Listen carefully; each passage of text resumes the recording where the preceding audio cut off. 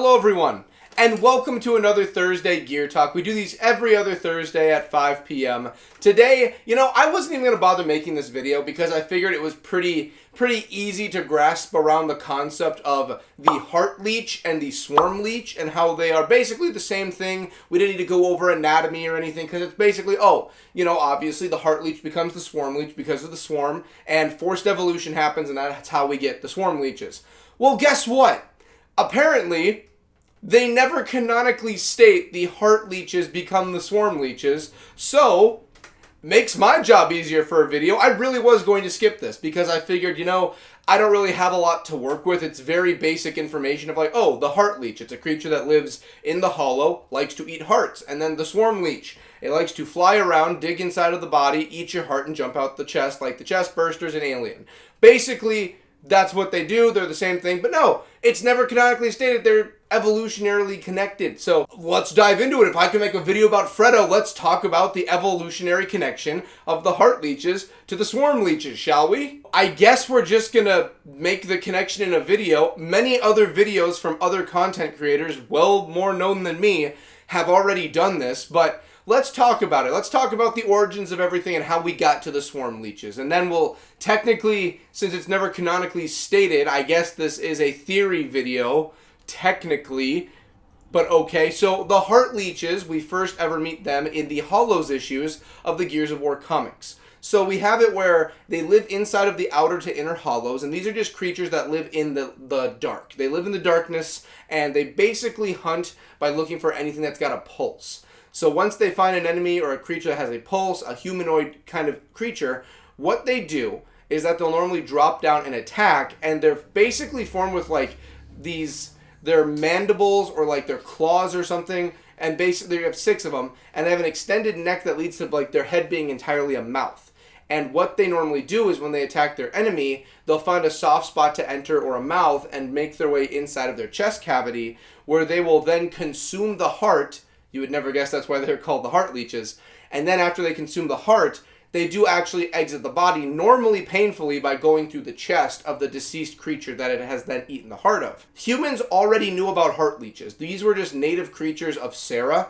So humans were well aware, when they went in, Dom explained all of it to Jace on what a heart leech was. And Dom wasn't even a scholar or anything in this. This was passed down information from his brother. So it's just well-known information to people of what a heart leech is. So it's hey, if you ever go into the hollows, be very careful. There's an invasive, dangerous creature that lives down there, the heart leech. It'll dig in and eat your heart and pop out. It might be even a horror story they tell children.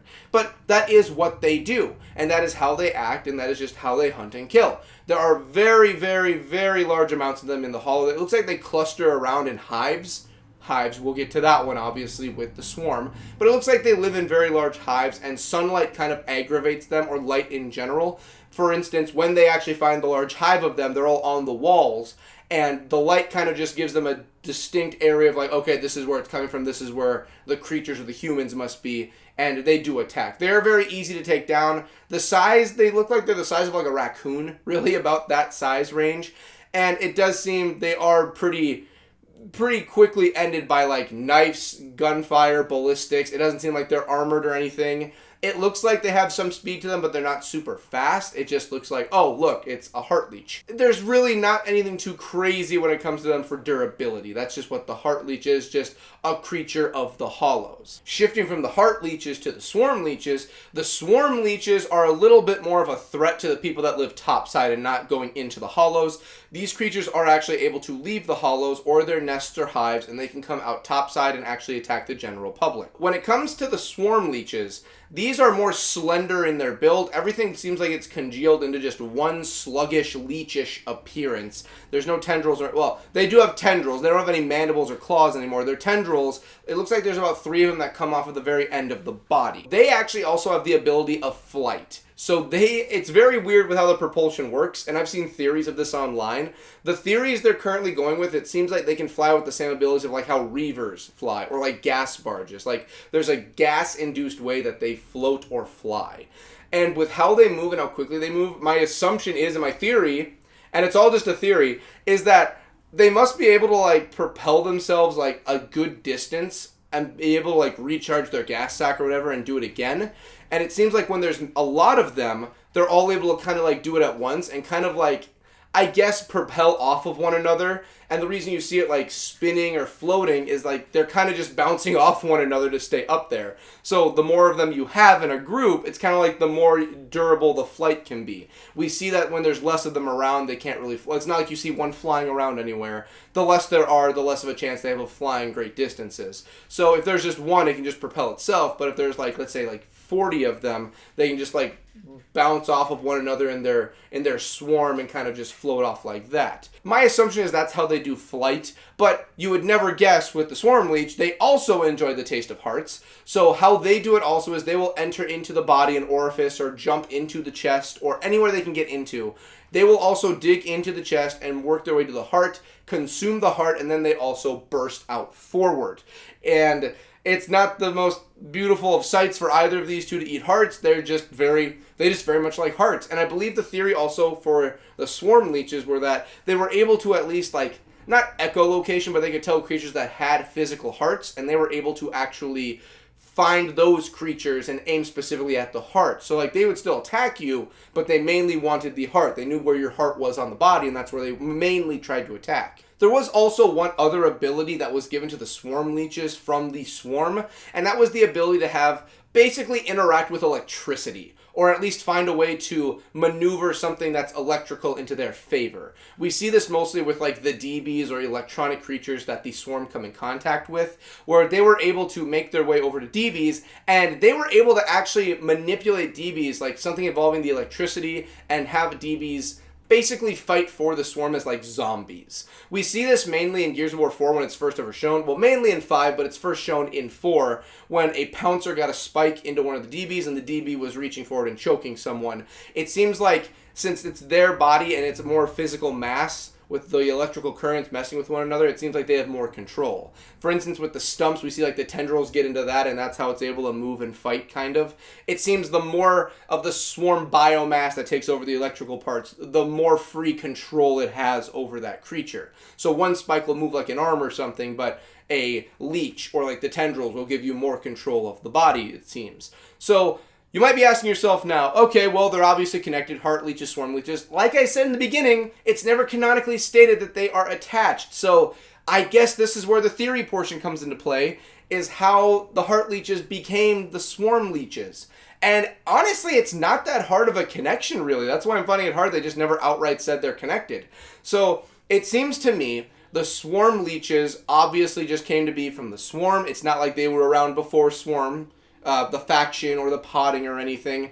I think how it happened is that since mainly you have in the hollows is where the heart leeches reside, and obviously they buried the locust down back into the hollow, and they popped up as the swarm, my assumption is that the tendrils and everything, or like the biomass, must have reached out and gotten a hold of like a nest, or like where they call their nests in the hollows. And much like the potting that humans went through, I'm guessing on a smaller level, it must have been like, you know, the heart leeches must have ended up getting like mini pods or something, or maybe just the biomass was changing them just outright, and they did evolve over time into what we now have as the swarm leeches. It could be anything like that, really.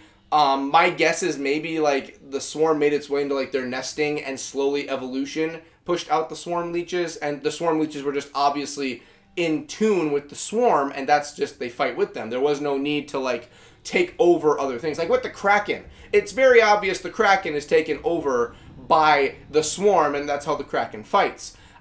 My assumption is that they just evolved the heart leeches into swarm leeches. This forced evolution. That's my guess. And obviously with how they fight and everything, it seems like that's the correct answer.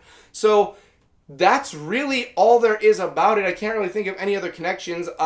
For people who want to doubt it or say like maybe there's another connection or it's their own thing, my argument to that is that with Gears 5 on a more like meta sense of it all, Gears 5 was doing its best, I'll give credit for it, to really pull in the other forms of media or extended universe games that kind of made Gears of War. My best example of this is with Gears 5, they really did their best to pull Judgment back into everything. They bring up Kilo, Paddock is in the game. They bring in the Marksa is reintroduced. Gameplay-wise, that's a thing. You have it where the collectibles, you have Barracks, Valeras, those are brought in from Shadow of Rom or Rom Shadow. They were doing their best to bring in the foreign content or like the non-main branch of games. So I fully believe, yeah, okay, we had these things called the Heart Leeches in the comics, bring them on in. Let's pull that and bring it into the universe and make it an official thing. We'll just put a spin on it, make it the Swarm Leeches or the Leeches. So I think that works best. I mean, that explains a lot of, like, you know, the evolution on why they can become a flock now, a flock of leeches. I always find it funny they call it the flock. But that's why you have the flock, is because of the new evolutionary propulsion that the swarm gave them, the Locust had for, like, Reavers and everything. I think that makes sense. You have it where, you know, the Heart Leeches, you know, they mainly do look the same. Evolutionary-wise, it seems like the mandible claws they had on the side for the Heart Leeches just evolved lower and just became tendrils. And it's very obvious they're the same. The sleek design of the Swarm Leech really is just an evolutionary difference of the more rougher, extended neck mouth form that the Heart Leeches had. So it looks like now instead of just burrowing in, it seems they gave them more of a slenderized, centralized body mouth to slip in easier instead of just having to rip their way in. I think evolutionary-wise it makes sense. I give a lot of flack to 5. I really do. But I think the Leeches, when you look at an in-universe example and the Heart Leeches, I think it works pretty well. I'm kind of okay with that. I know some people weren't the biggest fan of the Leeches in general. Some people didn't like it. I was okay with it. I didn't see it as really that bad of a thing. I think when it comes to their canonical showings in the series, like when we have the Hivebuster comics, they're like one of the main threats to the Hivebusters. And I think it works out really well for what they're going for. I hope it doesn't become a Krill situation with how quickly the swarm evolve and spread. I hope it doesn't end up like that, because we, the people who made the game, humans, in the real world, had to find a way to get them out of Gears of War 2 to make the story flow because of how much of a threat they were. In-universe, they found a way to throw the bombs in there. I don't know what their in-universe answer is going to be for the swarm if that became a thing. But yeah, I thought I'd make this video. I mean, a lot of people have, and I was really going to kind of gloss over it and just not even talk about it, but I'm here to spread the information of the people. It's not officially canon that they're connected, even though they very clearly are. So here we are covering all the basics. That's what we do. On this channel, we cover everything. I've covered Fredo Carbine. I've covered the Saren calendar. I bet you I could make a 20-minute video if I wanted on the different fecal matter that comes from every member of the Swarm and Locust. I'm pretty sure I could if you gave me enough encouragement, or if I just had nothing else to talk about. I'm sure I could do it. But we're going to call it here. I want to thank everyone for watching. Thank everyone for making things possible. Thank the patrons for making things possible. And we come back, we're talking more about Gears of War. Baby, that's what we do every other Thursday. I'll see you in the next one. Later!